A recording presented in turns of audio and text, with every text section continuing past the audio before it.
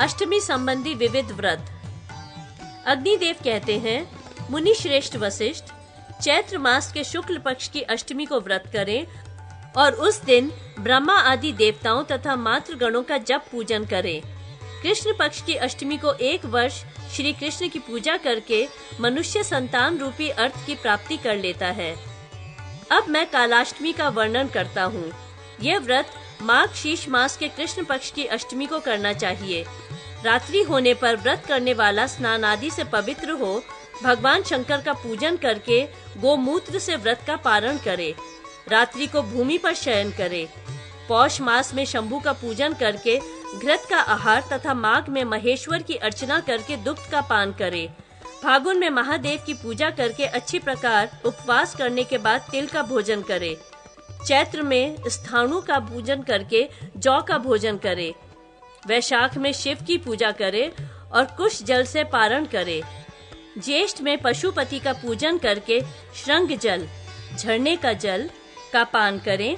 आषाढ़ में उग्र की अर्चना करके गौमय का भक्षण और श्रावण में शर्व का पूजन करके मंदार के पुष्प का भक्षण करें।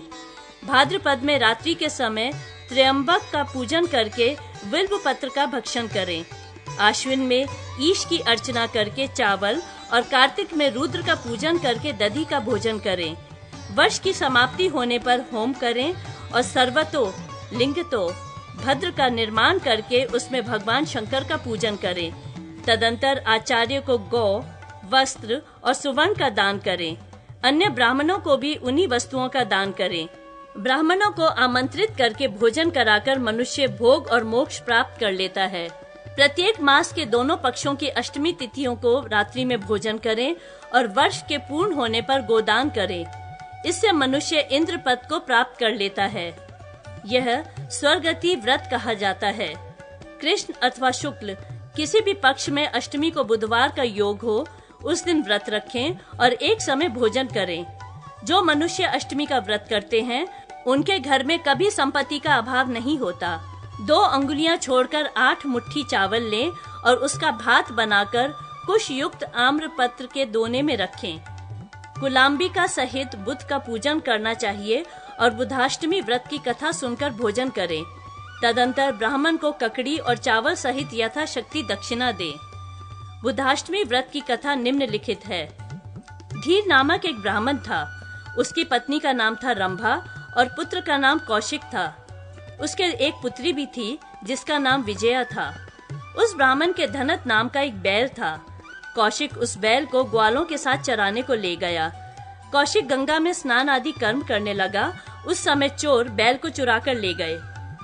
कौशिक जब नदी से नहाकर निकला, तब बैल को वहां ना पाकर अपनी बहन विजया के साथ उसकी खोज में चल पड़ा। उसने एक सरोवर में देवलोक की स्त्रियों का समूह देखा और उनसे भोजन मांगा। इस पर उन स्त्रियों ने कहा, आप आज हमारे अतिथि हुए हैं, इसलिए व्रत करके भोजन कीजिए। तदंतर कौशिक ने बुधाष्टमी का व्रत करके भोजन किया। उधर धीर वन रक्षक के पास पहुंचा और अपना बैल लेकर विजया के साथ लौट आया। धीर ब्राह्मण ने यथा समय विजया का विवाह कर दिया और स्वयं मृत्यु के पश्चात यमलोक को प्राप्त हुआ। परंतु कौशिक व्रत के प्रभाव से अयोध्या का राजा हुआ। विजया अपने माता पिता को नरक की यातना भोगते देख यमराज के शरणापन्न हुई। कौशिक जब मृगया के उद्देश्य से वन में आया, तब उसने पूछा, मेरे माता पिता नरक से मुक्त कैसे हो सकते हैं? उस समय यमराज ने वहां प्रकट होकर कहा, बुधाष्टमी के 2 व्रतों के फल से। तब कौशिक ने अपने माता पिता के उद्देश्य से 2 बुधाष्टमी व्रतों का फल दिया। इससे उसके माता पिता स्वर्ग में चले गए। तदंतर विजया ने भी हर्षित होकर भोग मोक्ष आदि की सिद्धि के लिए इस व्रत का अनुष्ठान किया। वशिष्ठ, चैत्र मास के शुक्ल पक्ष की अष्टमी को जब पुनर्वसु नक्षत्र का योग हो, उस समय जो मनुष्य अशोक पुष्प की 8 कलिकाओं का रस पान करते हैं, वे कभी शोक को प्राप्त नहीं होते। कलिकाओं का रसपान निम्नलिखित मंत्र से करना चाहिए।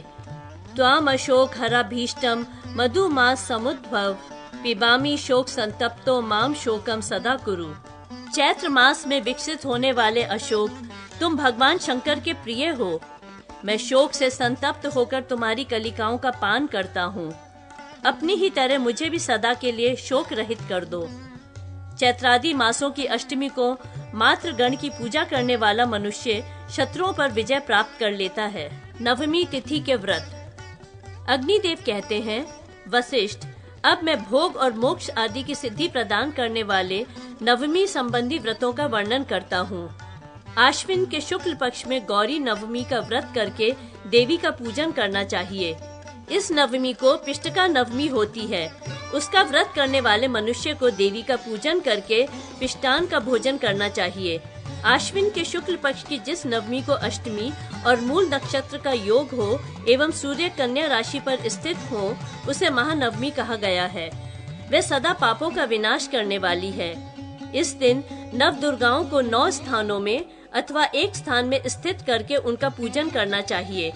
मध्य में अष्टादश भुजा महालक्ष्मी एवं दोनों पार्श्व भागों में शेष दुर्गाओं का पूजन करना चाहिए।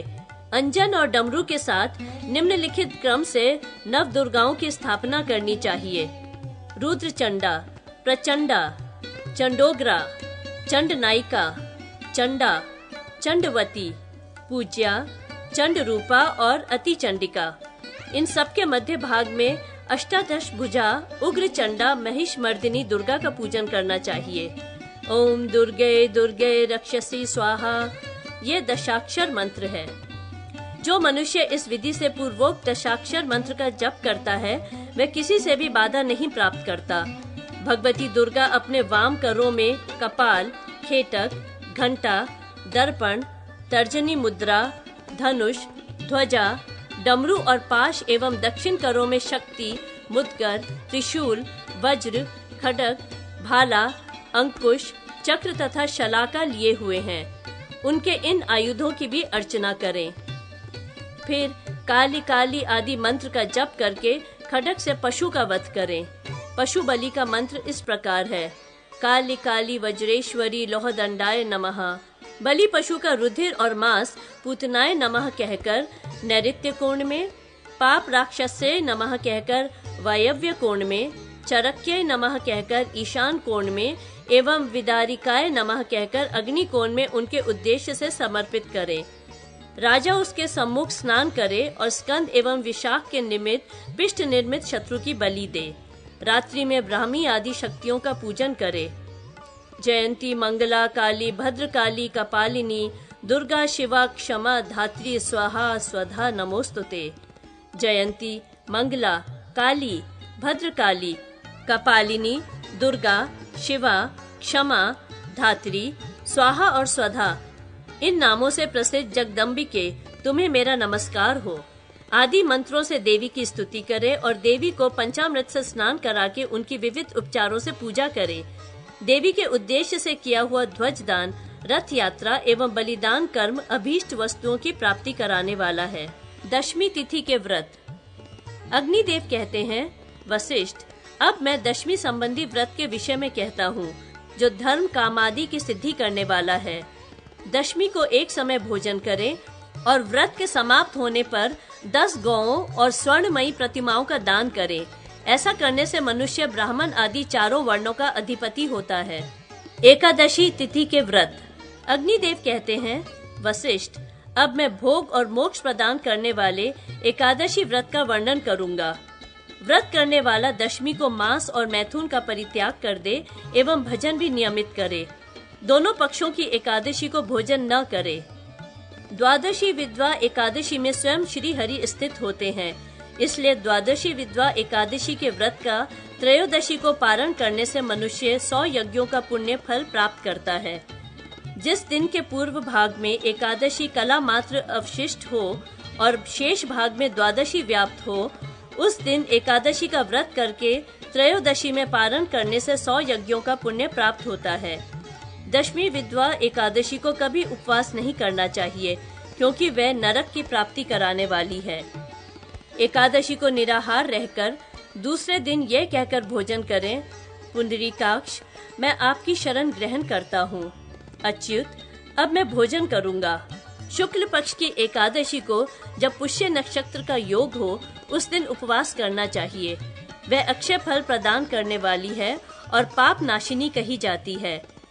श्रवण नक्षत्र से युक्त द्वादशी विधवा एकादशी विजया नाम से प्रसिद्ध है और भक्तों को विजय देने वाली है।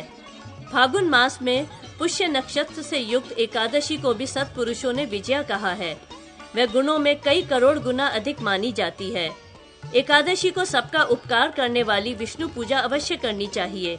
इससे मनुष्य इस लोक में धन और पुत्रों से युक्त हो मृत्यु के पश्चात विष्णु लोक में पूजित होता है।